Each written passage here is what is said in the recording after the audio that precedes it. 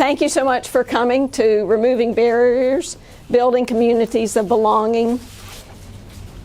And we are one spirit, one mission, one mind. Thank you. That you've been listening.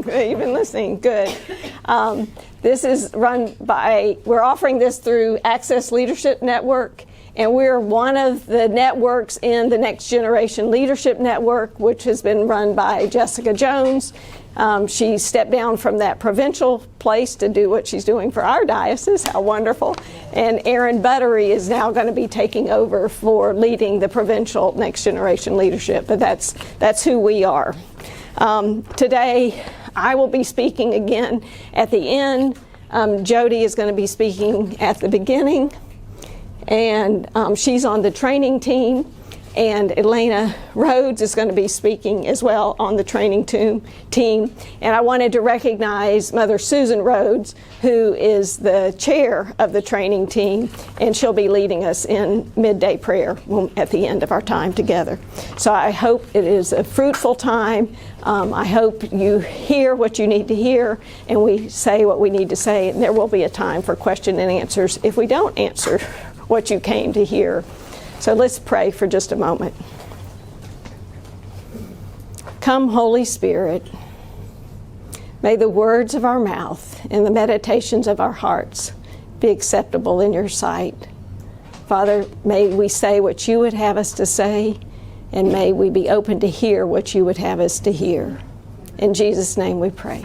Amen. Amen. Okay. I don't know if you know me. My name is Jody Farmer, and what you might not know about me is my favorite job was being a stay-at-home mom for 18 years. It was my hardest job. Come on up. There's 2 spots. Come on in. My hardest job was being a stay-at-home mom for 18 years, but I encourage all you mamas and dads, every investment you're putting into your kids will pay off major dividends, so keep up the good work. I have been working in the executive world for 12 years. I'm the college plan. That's what Alex calls me. So when Alex left a 6-year career to go to seminary, he's like, how are we going to pay for college? And I went to work 3 months before my son went to college. So we took him to Moe's, and we're like, guess what, kids? You get to go to college. And we had the best time. My favorite job of not only being a child of the King is being Alex's wife. And we've been married 31 years, and it's really my joy to be married to him, and we are never bored. So anyway, it's nice to meet you. So today my goal is to really just prepare and educate you of I'm representing a visible disability. And so just to really help you guys just prepare and engage. But real quick, is there a slide up? Okay, really quick. First, my story. This is my story. So this is my beautiful family. On the top right, that was when my baby girl got engaged. And whenever farmers do things, we have to do it together. So anyway, to the left is my handsome husband. And then my daughter Charlie is next to me on the bottom. And my daughter Samantha with the baby in her hand, just got engaged. And that's my grandson Cooper. My daughter-in-law Paige is to the right. My son is up behind her, whose name is Jake. And then in the middle, my son-in-law's name is Jake. And then my son-in-law, Andy. Anyway, so Andy and Charlie just had a little baby Ridge. And then Jake and Paige up there just had Blake. And so we're so blessed. I show you this picture because when you have a disability, people sometimes assume you're not married and you don't have any children and you don't have anything. And it's a little awkward. But anyway, so here we go. So you can just leave that up, but let's back up a little bit. So I was diagnosed my sophomore year of college with muscular dystrophy. They didn't know what kind. I had no idea. My younger sister had it, and they were like, "Why? How is Jody so healthy?" And so I had a biopsy done, went on a ski trip, and I got a call, and in between classes I went by myself because that's what Jody does, goes to the doctor by herself, and found out that actually I did have this disease. I moved out the next weekend. It was a hard time because my parents suffered so much with my sister, and I just couldn't see it again. I worked through that. But anyway, so I moved out at 20, and a year later, I was in shock, never left my faith. I did party a lot because I figured, I don't know what's going to happen, which is don't do that. But anyway, I met Alex a year later. I was engaged to someone else, actually, and that's a whole other story. If you want to have lunch with me, it's a good one. But anyway, Alex actually was a part of that and really spoke into my life that if he wasn't a Christian, and Alex and I didn't really like each other at this time. Actually, we really didn't. And but if he wasn't a believer, then if I called myself a Christian, not only could I not marry him, I shouldn't be dating him. So I called my mom, like, this Jesus freak just told me this crazy thing at my, whoever, the name Farmer. Anyway, and she said he's right. And so here I am 31 years later. I remember telling Alex about my disease, and he just looked at me and said, "You're the strongest woman I've ever met." And that's really, really psychologically weird when you have a muscle disease. And he's got such a strong faith, and so I knew that was my guy, and he still is my guy. We were married 2 years later, and within 4 years we had 3 kids. So we got along. 10 years into our marriage, I was very concerned that I would hold Alex and the children back, and I'll be vulnerable with you that their doctors were telling me to stop walking, and I just couldn't wake up and stop walking. I've never seen it done because you don't see a lot of people with a wheelchair out and about, and I didn't want people feeling sorry for me. And it was a really very vulnerable time where I just thought maybe if I exited, someone could take it up and do it better. And so what I did is I confessed that to my husband finally, and I confessed it to really close friends. And the enemy tried to isolate me, but the Lord gave me back then, where there is secret, there is sin. So that got exposed. And I say all this because before I was even diagnosed, in the church was hard for me. I would hear things like, "What sin did I have in my life?" And these are people that love me. I must be too much work for Alex to be able to do ministry, which I'm like, well, he doesn't do that much. I'm kidding, he does.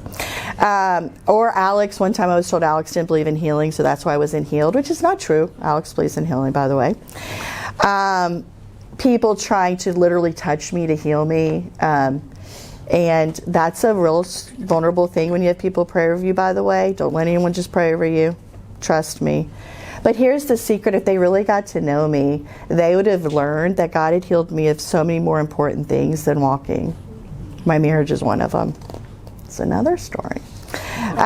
In 2006, we left Episcopal Church. The doctor told me to stop walking. I'm stubborn. I did not stop walking. I had a horrible fall. I shattered my femur, my kneecap, and my right leg. I was hospitalized for a month, and they told me I would never walk again. And I was actually relieved. I just couldn't make that switch. I wish I wasn't as stubborn, because then I could get up and put my pants on now. But anyway, how was I going to do this? I remember Samantha, my youngest that got engaged. I remember she was in third grade, and she had dyslexia, and she had repeated third grade. I can't even remember how many times. And I just remember saying, "Baby girl, when you go in to meet the teacher, maybe Mama should just stay out while Dad, because I'm in a wheelchair now," and all this kind of stuff. And she said, "Well, let me think about it," because I was convinced the kids would be ashamed of me. And another enemy story. And Samantha said, "Mama, I figured it out. Get in the chair. You just have, Mama, every mommy has something they're dealing with. You just can't hide yours." And so that healed my heart that day. And so that's when Team Farmer went into, and that's when I learned that God uses everything if you give it to Him. And so my kids stepped up. They were in middle school, and they were littles, helping me cook and clean, and it made them really to the people they are today. In public's a different situation. I was ready for public, but the church is what hurt more. But, you're lucky you get the parking spots, It's not fair. You get to ride in that chair. Do you have a license to drive that? Are you going to get better? Is something wrong with you? How do you go to the bathroom? How do you go to the bathroom?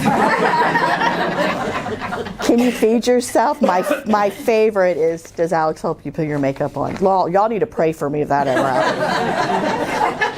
happens. So, moving into more with the engage and prepare, here's the question. Have you ever encountered a person with a disability and all these unanswered questions come to your mind because you just want to figure it out? So you probably do one of two things. You either avoid them at the fear of saying something wrong, or you bombard them with some of those questions. And if you have, please give grace. It's good, it's fine. But both can hurt. And here's the thing, if you're only talking about the disability, you're missing the person in front of you. So please, here's your secret. Start by saying hello. Action for people to take. Prepare for people with disabilities. At your church, put disabled logos on your website. We find before we go somewhere, we figure out how we can get in. If we do not know how to get in, we're not coming. So just a logo wherever your website is. What side do you park on? Where is the entrance? It's, if it's the entrance in the front of the church, let them know that. There's nothing more awkward than being 5 minutes late for a service and you're the chick that has to go in the front of the church while they're doing the announcements. You're not going to get seekers that way. Let them know about your youth building. Let them know where your nursery is. Let them know who they can speak to. Prepare your greeters and ushers. They need to start by saying hello. I was greeted at a church recently by, "Are you paralyzed?" And I'm like, "No." Then they're like, "Oh, I said something wrong." And that was one of the main greeters of the church. So it was a good coaching opportunity. But anyway, make sure you receive them. We have communion. We have a liturgical service. Let them know that we do have services, but let them know where the restroom is, but just treat them like you would treat anybody else. If you have a seeker, don't assume that a person in a wheelchair wants you to bring communion to them. Because number one, they may not even believe. Number two, their heart might not be right. Number three, they might want to go up and have communion with their family. I've been accosted a couple times and not even been asked, and then I get angry and then I can't take communion. It's very hard. So anyway, just let them know that if there's anything in the service you need help, we're here. And be alert. Have your people alert. Connect with the youth ministers. If there is a 2-inch step to your facility, a handicapped person cannot get in. There's a $100 ramp on Amazon you can buy. I recently went to a church plan and I couldn't get in if we hadn't had a ramp. 2 inches. Doesn't sound, they're like, "Can't you hop that?" Or "Can't you?" My favorite is, "We'll just pick you up." I'm like, "No, you're not picking me up." Remove a chair from a room. It's just, I was at Synod last time and I couldn't get into a room. I was in the aisle, and you just feel awkward. So in your church, if you're having an event, just remove a chair. If there's a table, just have one chair. That's it. You just feel welcomed. You want to know, especially as a seeker, when you're rolling in, and you don't have a place to sit, even though you bring your own chair. And is your communion accessible? Oh Lord, I have stories about that. Like the priest, there's no place for me to go, and he's trying to get to me, and I'm trying to get to him, and he's like, "I don't know what to do. She's too far away." It's just like, just lean in. Engage. I cannot express this enough. Let the relationship grow before you ask personal questions. Typically, if a person is disabled, if they need something, they're going to let you know. People with disabilities, they have a disability, but that's not their identity. And the thing is that it takes time. Because sometimes I want to say, they're like, "What's wrong with you?" And I'm like, "Well, you tell me what's wrong with you that nobody knows, and then I'll tell you what I have going on." I haven't been bold enough to do that yet. We can't do everything, but we must do something, so don't let this overwhelm you. There are 3 million people that live life in a wheelchair in our country. There's over 40 million, or more than that have a disability. The reason you don't see us is kind of expensive to get out, number one. But it is hard. And if you have young children in your church that have disabilities or live life in a wheelchair, just come along that family and it's just not on Sunday. It's Monday through Saturday. How could we help you? If there's anything we could do. It could just be watching other kids while they take their child to the doctor's appointment. I have to die to many things, which have been hard through the years, and I have suffered. And there are times that my family has suffered. And but when we suffer, it just brings such a rich life that brings such contentment and joy. It sounds crazy, I know, but it's really helped refine, and the gospel is lived out through our suffering. So I've learned that when you die to things, you when you come out of it, there's just great joy. And all types of people make up our community, and if you don't have people that are different, you aren't getting the richest part of our community. And so what a privilege to serve life in a wheelchair, because I do have a lot of people that ask me about it that are non-believers, like, why are you happy in a wheelchair? I'm glad you asked.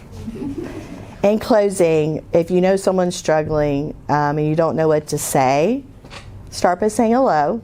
And if you just are stuck, reach out to us. We're here to help. And remember that I didn't have anyone to talk to, and I was in a much darker place for a much longer time. So a lot of people do reach out to me now, and I'm so privileged to be able to help them through that, because knowing that tape in that head is very important. And the church has been really good to me. When I fell, our church fed us for 6 months. And now it's like, I can't eat another casserole. But my one last comment, I promise I'm done. When I ask people, can I pray for you, or how can I pray for you, typically their response is, oh, you have so much more to deal with, I can't even tell you. Tell me, because your suffering is different than my suffering. But I'm a prayer warrior, and I want to pray for you. I mean, you could top me depending on the day. I have a great life. I don't walk, but I have a great life. So please and another thing is, like, how can I make a meal for you? Oh, you can't. Don't limit me. Let me engage. If somebody asks you, don't say, oh, you can't do that. Because we all need each other, and we're richer together. So basically, encourage your ushers, encourage your greeters, that you just start by really saying hello. I wrote an article that got published in the paper, which I didn't mean to, but it did happen. And I had so many people in my church saying, thank you for this, because we just didn't know what to do. Because I had this woman follow me around this thrift store, and she wouldn't stop talking to me about my disability. She was just trying to figure me out. And finally, Alex was like, okay, enough. He's good to a point. And he's like, all right, enough. She said, well, I just don't know what to say to her. And that's what I knew. I said, start by saying hello. Since I gave my talk at New Wineskins, I've had so many people contact me. They're like, Jody, thank you. I had a conversation with a person that was disabled, and I just said hello. And it takes a while for someone to open up about what's going on deep, but that's not who you need to get to know. You need to get to know the person first. That's it.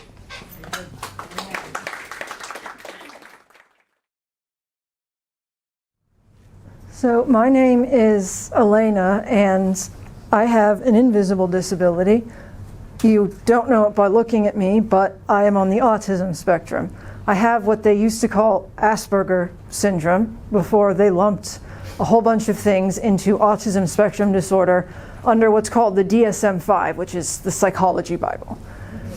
And I have a picture of some of my family up here. I wish I could claim those two cuties. They're my nieces, not my daughters. I unfortunately don't have a picture that also has my brother and my sister-in-law in it, but I do love them too, I promise.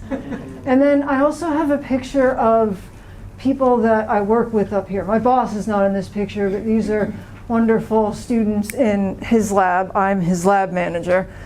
And I have that up there because a lot of times when people think of people who have autism, they think of the ones who live with their parents for their entire lives, and if they have jobs, it's really simple things. And not all of us are like that. I live on my own, although my parents have recently moved up to Gainesville, and it's wonderful to have them nearby and serving in my church. And I actually have a PhD. So we didn't figure out I had autism until I was in graduate school, partly because I'm an introvert, and growing up, I was really shy. So I was quiet, and I did what I was told. And I didn't have any problems as far as learning. I don't have any major learning disabilities. I think I might have a little bit of dyslexia, but that's about it. So I didn't really have any issues in school other than some attention issues. So I was misdiagnosed with ADD when I was like 7 years old, which was a horrible experience because they dragged me out of my classroom without telling my parents to the school psychologist's office or counselors and tested me, and it was very traumatic. I've had healing about that. It was awful. It made my parents very upset. So that was my introduction to having an invisible disability. When I was a master's student, ironically enough. I was part of a wonderful student ministry, and that first year I went through some wonderful programs, including Alpha. I'm sure a lot of you are familiar with that prepared me to go to my first healing conference where I experienced inner healing, deeply experienced the Lord's love, and was really excited about church, and I was freed from a lot of fear, so all of a sudden I had a voice. And I didn't know how to use it properly, and so I ended up getting in a lot of trouble and getting really hurt, and then I'd go back to healing conferences and get healing, and the Lord brought lots of good at it, but it was not a pleasant process. So why is autism such an issue, especially in the church? Well, it's different for all of us, so you really have to establish a relationship with people in your churches who are on the spectrum or who have other disabilities and get to know their stories to really work with them. I'm hoping sharing a little bit about mine will make you more comfortable talking to people on the spectrum and their families and give you a little bit of insight. So there are two big issues. One is communication, and the other is what I call the overstimulation problem. So when Father Bob talks about deaf church, he talks about them being their own language culture. It's not quite like that with autism, but we have a big language barrier, and some people on the spectrum are nonverbal. And so that really is almost a culture in and of itself that we still are working on figuring out how to communicate with. And it can be very challenging. I clearly am very verbal, as you can tell. But I still struggle with communication. My native language, if you will, is blunt honesty, which can come off to most people just sounding rude. I struggle with interpreting tone of voice and with expressing my own properly. So when I'm tired and stressed out, I can sound like I'm really angry or upset when I'm just tired. And I can be very literal. Now that's an area I've learned a lot, but when I hear a new expression that I don't know what it means, or when there's someone who is humorous, sometimes the only reason I know they've told a joke is because the rest of the room laughs. Some types of humor I can recognize, other goes over my head. So that can create communication issues that can create painful experiences and misunderstandings. In the church setting itself, especially the services, there is what I have called the overstimulation problem. And it's actually very similar to what little kids experience. And essentially a lot of us on the spectrum never grow out of it. We process everything that's going on. This actually is a really nice room. There's a nice blank wall back there with just a TV, so I don't have all these pictures I'm staring at. I can't hear any of the other rooms where people are presenting, which we had a problem with that at New Wineskins. Room next door started playing a video really loudly just as I'm starting my talk. It was like the perfect demonstration of a non-sensory safe space. So this is actually a nice room for this, and it's narrow, so it's easy for me to look at all of you also. And I can't turn it off, and so multiple conversations at the same time is a nightmare for me. This lunchroom here I don't like. I will probably eat lunch and then have to leave and go take a walk because it is so loud in there. But that's not uncommon.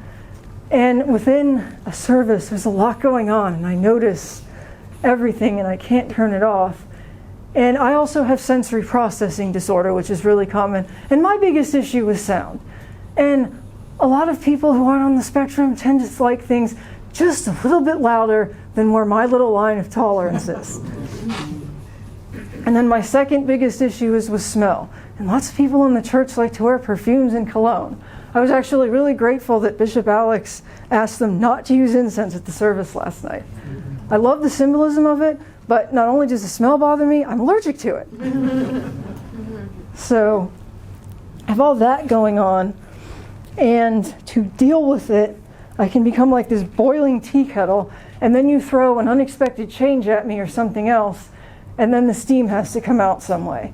And some of those behaviors to deal with that can be disruptive. The two biggies are verbalizing, which is expressing my thoughts out loud, often with little to no conscious control.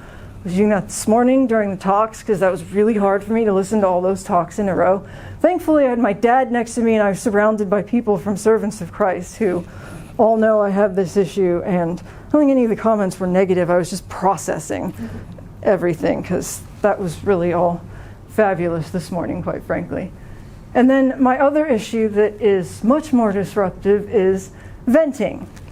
And that's exactly what it sounds. And it usually is focused on whatever that last thing is. So the straw that broke the camel's back, and often at clergy or leadership, because whatever it is the fault of whoever's leading. Not really, but that's what it feels like at the time.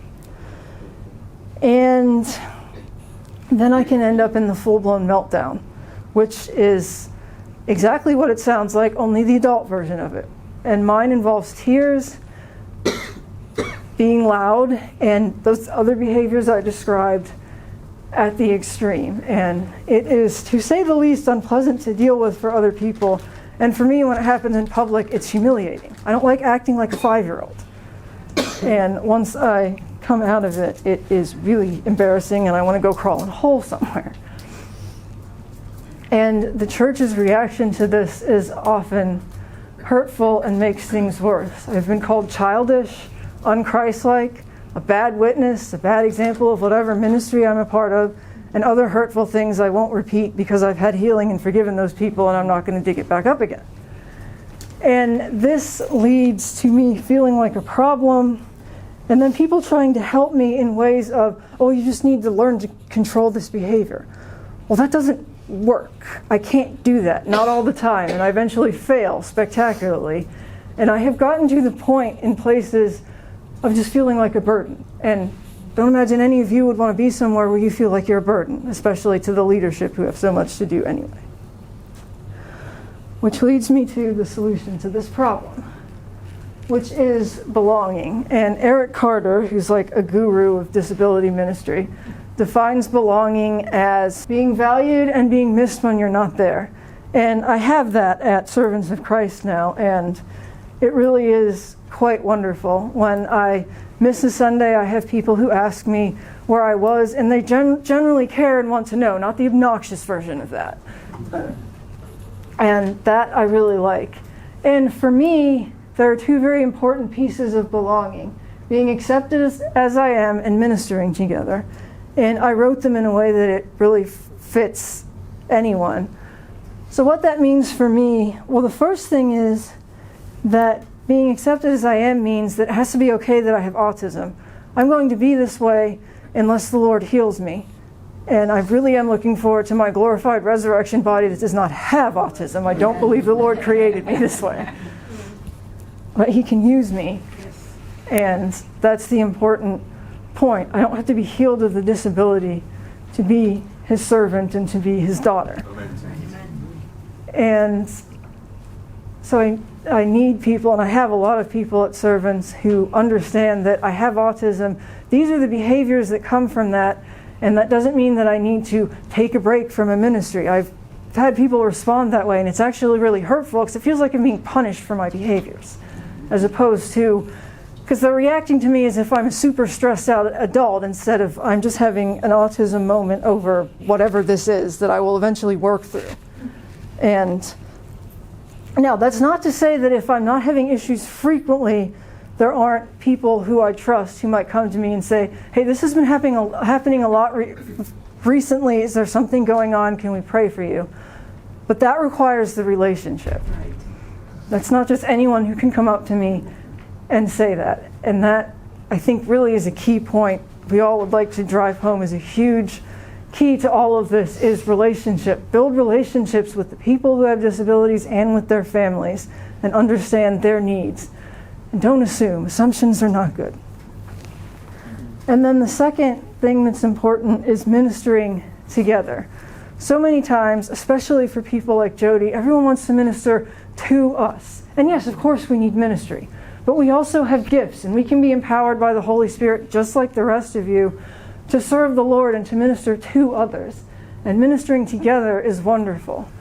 I had the fabulous experience of getting to be Bishop Alex's acolyte when he was consecrated a few months ago. And it was quite wonderful. And the vergers and the acolyte master and even the acolytes who worked with me really created an environment of belonging. I felt welcomed and I felt like I was a part of their team, even though I was kind of like the little country mouse in this big city church. I was trained as an acolyte in a fairly high Episcopal church, but not in a cathedral, which is a whole other level. Though there are vergers that tell everyone what to do, which is fabulous. And so that was awesome. I got to acolyte at my mom's ordination to the priesthood, which was wonderful. And I love being an acolyte because being welcomed in that sacred space is very powerful for me. Not only having a disability, but also as a woman. It really hasn't been that long since we've been welcomed up there. My mom grew up in a Catholic church where they had altar boys. I think the Catholic Church lets girls do that now. And the other thing that I love is praying, so that's why I wore my Order of St. Luke, the Physician medallion, or we call ourselves OSL for short because it's a mouthful. And we had our national conference a couple weeks ago, and it was a fabulous example of ministering together. We had clergy at all levels because the chaplain to the board is bishop by the name of Ron Kuykendall, who's wonderful. Ministering together with lay people. My prayer partner was a priest, and we would minister to other lay people and to priests. And now we were all vetted prayer ministers. This isn't just everyone at the conference, but on the prayer team and the intercessory team. Those are two different related ministries, which is a whole other conversation I would love to have if you're interested. And it was just really wonderful getting to do both of those things. I was even Bishop Ron's intercessor for his workshop talk, and I got to pray for him leading up to the conference and then in person before his talk. And then when he was done, I went up for prayer. That was just the way it was that weekend. And it was a fabulous example of belonging, even through the service where Mother Sharon invited all of the clergy to come up together during communion. And this is Tech, ACNA, and other splits all ministering together at an OSL conference. It was amazing and brought tears to my eyes. So, an amazing example of belonging. Elena's shared, and reflect on that and things that you might like to do in your church and who you want to invite to join talking about the dimensions of belonging. And Elena talked about get to know me, and then we can have a conversation. So ask. If you have an event at your church and you ask people to RSVP or register for the event, include on that form, is there any accommodation or any supports that we need to provide for you to help you fully participate? Just by asking, that opens the conversation for someone to share, as opposed to someone getting there and saying, oh, I can't, I'm in a wheelchair, I have crutches, I can't get into that space. So by asking those questions, you can be warned ahead of time, and they feel free to share in a way that's not threatening. And it builds the relationship just by asking. And engage. I think they've both been given great examples of how you want to engage with people and get to know the person. And partner with them. Like they both mentioned, they've been dealing with themselves.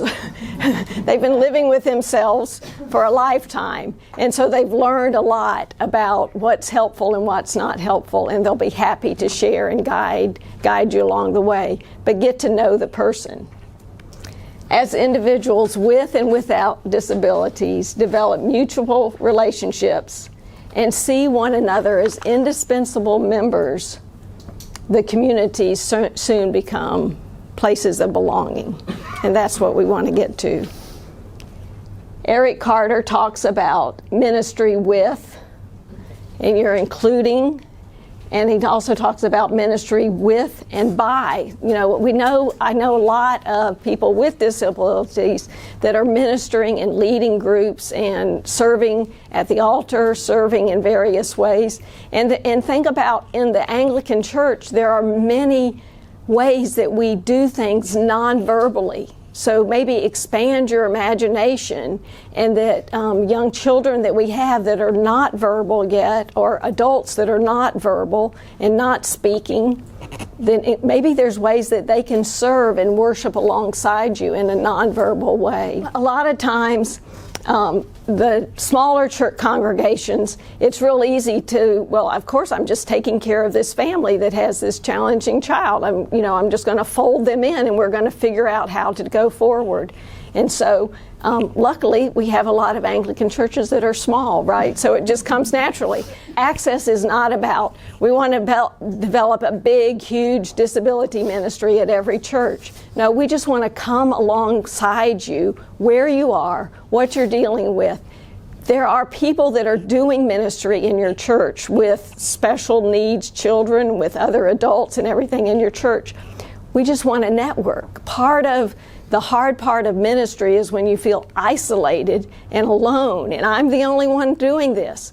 We want to form a network of other people. When we first started this group, Jessica Jones asked Alec Hawkins, is that right? Alan Hawkins, about, is anybody else doing this across the province? No, he checked. No, nobody's doing it. I knew that there were moms and dads and people out there doing stuff, dealing with the people in their congregation.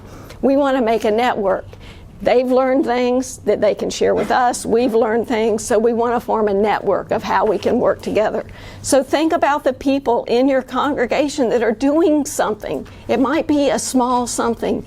We want to be a network. We want to be a support to help each other along. So 2 theologians who have done some work on disability ministry are Brian Brock and John Swinton. And so Brian Brock, this is a book that he wrote last year, 2021. It's not a long read. It's accessible. Lay leaders, clergy, anyone can read it. Now, if you want something dense and thick, then go with this one. It would be where I'd read a page and I'd go talk, Bob, help me understand this. I can't follow this. So they've got both. Another one is John Swinton, and this one he just published this year. Another, you see, thin book, very accessible, and he talks about his theology of disability. He was primarily worked with people with intellectual disabilities and with dementia. And that kind of thing was his background. He was actually a nurse for many years in that field, and then became a theologian. That wasn't his path. And again, he has some other books where he's interviewed and he shares the stories of people with mental illness and things that he goes and helps them to tell their story, to bring their voice. He calls it theological advocacy. I'm not speaking for them, but I have had conversations with them, and I want to bring the questions that they ask to the table. So those are good resources. John Swinton, he talks about we often have thin descriptions of people. We don't get beyond saying hello, or we don't get to know what they like and what they want to do. So we've got to develop those thick descriptions, kind of get to know them a little bit more, so then we know how to go forward. Because we are closer to being the body of Christ that God calls us to when we know each other and are working together and serving together.